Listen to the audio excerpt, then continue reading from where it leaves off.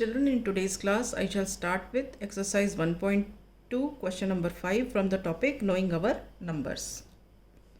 Question number 5 is find the difference between the greatest and the least 5-digit number that can be written using the digits 6, 2, 7, 4, 3 each only once. ठीक है, ये digits भी 5 है और हमें number भी 5 digit का बनाना है. ठीक है, तो let us first form the numbers.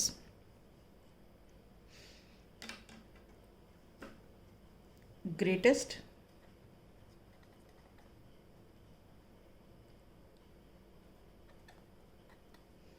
five-digit number using digits 6, 2, 7, 4, 3 is. सबसे बड़ा डिजिट पहले लिखो 7, उसके बाद 6 लिखो, उसके बाद 4 लिखो, फिर 3 लिखो, फिर 2 लिखो. ठीक है, तो ये हो गया greatest 5-digit number using the digits 6, 2, 7, 4, 3. Similarly, write the smallest 5-digit number using digits 6, 2, 7, 4, 3 is. इसका रिवर्स करके लिख दो.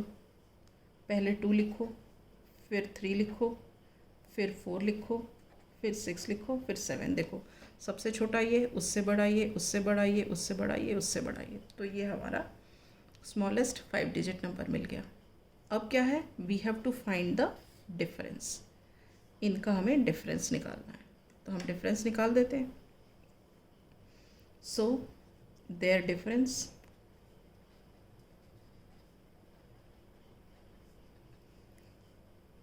Seven 6, 4, 3, 2 minus 2, 3, 4, 6, 7. ठीक है, डिफरेंस निकालते हैं इसका. 12 minus 7 कितना हो गया 5. ये 12 क्यों आया, हम यहाँ से देख के करते हैं. देखो ये 2 हो गया और ये 12 हो गया, तो 12 minus 7 5 हो गया. अब क्या है, ये 2 है, ये 6 है, तो फिर यहाँ से बोरो करेंगे. ये 3 हो गया और ये 12 हो गया. तो 12 minus 6 क्या है, 12 minus 6 6. ठीक है, अब फिर यहाँ पे 3 है लेकिन यहाँ 4 है, तो फिर से बोरो करेंगे. ये क्या हो गया 5 हो गया और ये 3 का 13 बन गया. 13 minus 4 कितना होता है 9 होता है. यहाँ तो 9 आ गया. अब 5 minus 3 2 और 7 minus 2 5. तो इन दोनों नंबर्स का डिफरेंस ये आ गया 52965. ठीक, अब हम स्टार्ट करते हैं क्वेश्चन नंबर 6. क्वेश्चन 6 क्या है, a machine on an average manufactures 2825 screws a day. How many screws did it produce in the month of January 2006?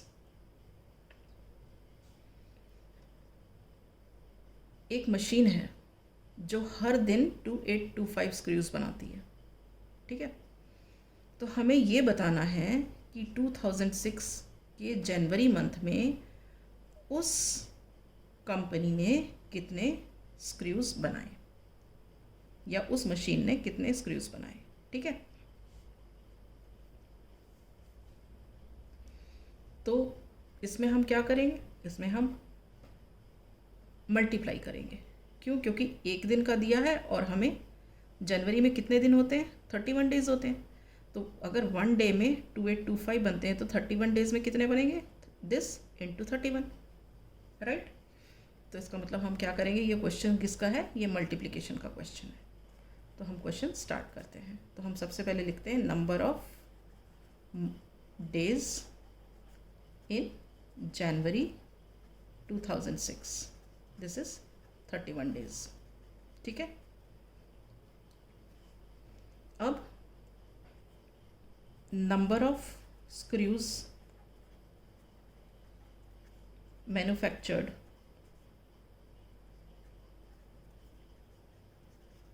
In 1 day.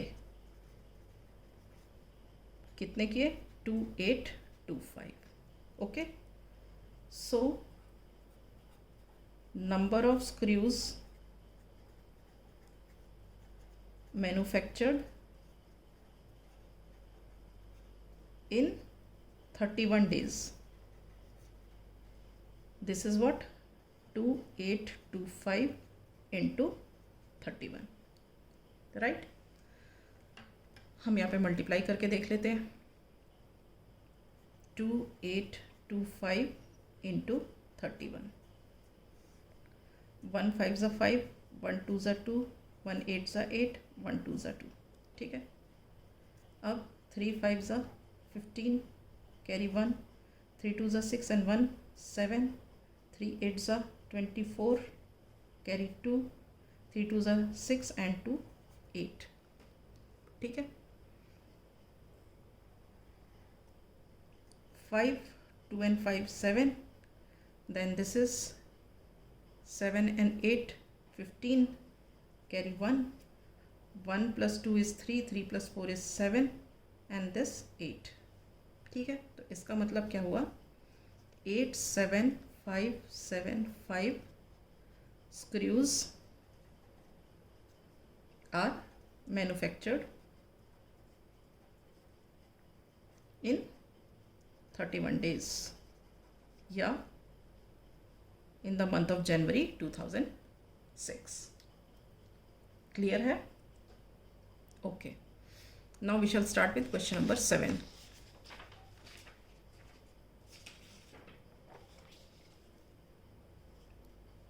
Question 7. A merchant had rupees 78,592 with her. She placed an order for purchasing 40 radio sets at rupees 1200 each. How much money will remain with her after the purchase? Right? अब इस question का क्या मतलब है कि merchant के पास इतने रुपए थे 78,592. देन उसने क्या किया, उसने ऑर्डर प्लेस किया 40 रेडियो सेट्स का. ठीक है.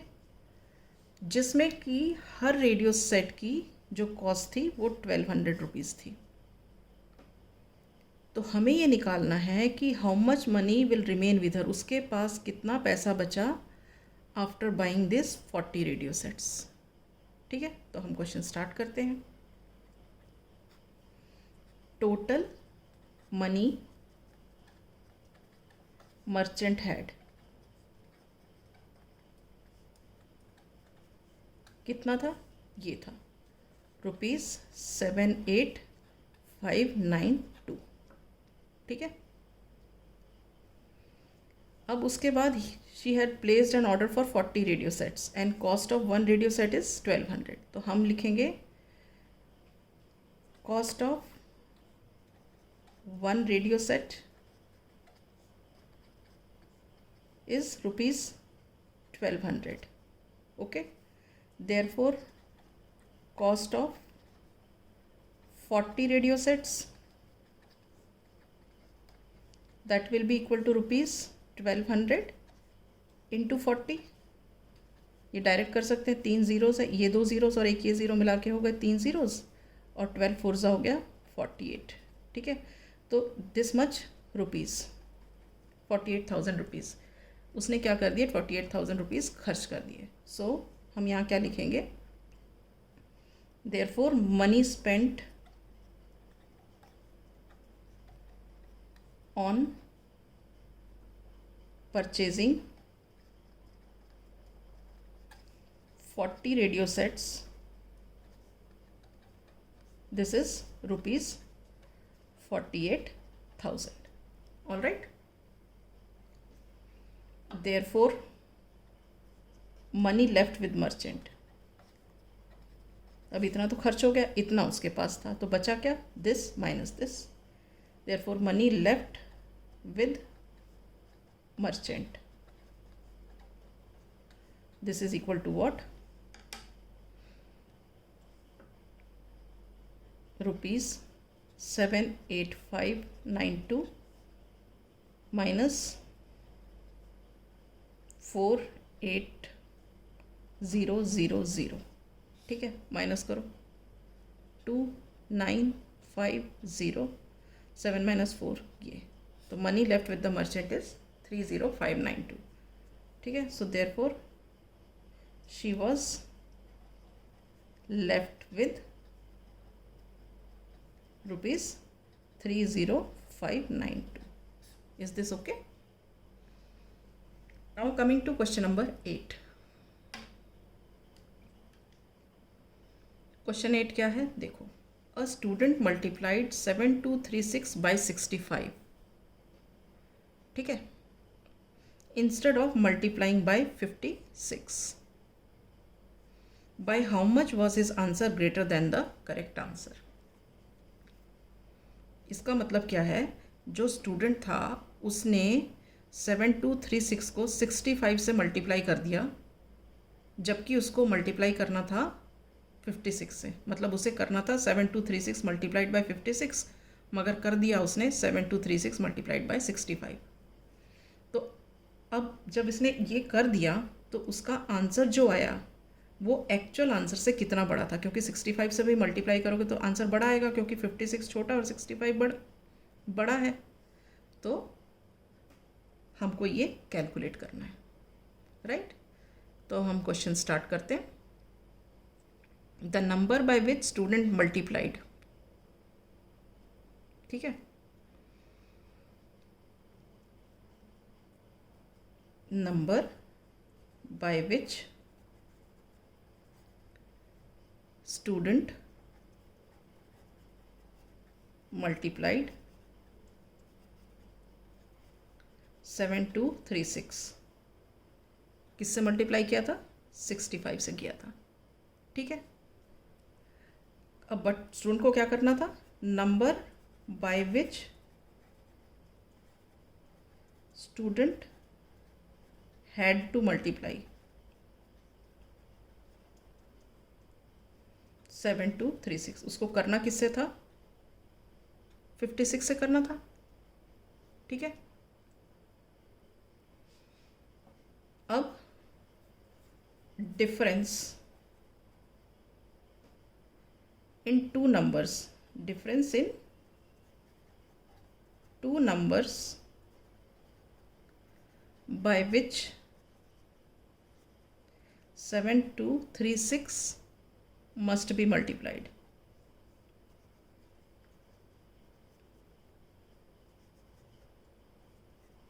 वो क्या होगा? इन दोनों को माइनस करना होगा, मतलब 65 माइनस 56 करेंगे हम, तो क्या आएगा हमारा answer? 9. Therefore the answer greater then the correct answer is equal to 7236 multiplied by 9. जब इसको आप मल्टीप्लाई करोगे तो आंसर आ जाएगा आपका 65124. 9 6 are 54, carry 5, 9 3 are 27, 27 plus 5 32, carry 3, 9 2 are 18 and 3 21, 1 यहाँ आया, 2 यहाँ पे आ गया. नाउ 9 7 are 63 plus 2 65, तो ये आ गया 65124. अंडरस्टूड. आप इस क्वेश्चन को एक तरह से ऐसे भी कर सकते हो, अगर आपको ये डिफ़िकल्ट लगता है तो, कि स्टूडेंट ने 7236 को 65 से मल्टीप्लाई किया, तो आप इसको मल्टीप्लाई करके आंसर निकाल दो. Multiplication of 7236 by 65. अब उसको क्या करना था? मल्टीप्लाई इससे करना था, तो आप 7236 को 56 से भी मल्टीप्लाई करके निकाल दो. तो एक्चुअली हुआ क्या कि आपको आंसर तो ये 7236 मल्टीप्लाइड बाय 56 से जो आया वो आना था, मगर आंसर आ गया ज़्यादा. तो वो कितना ज़्यादा आ गया? तो आप उसको और ये वाले आंसर को माइनस करोगे तो आपको यही वाला आंसर मिल जाएगा. तो एक मेथड ये भी होता है, आपको जो ईजी लगे आप उससे कर सकते हो. Is this clear? So with this I close my session today. In the next class I shall start with question number 9.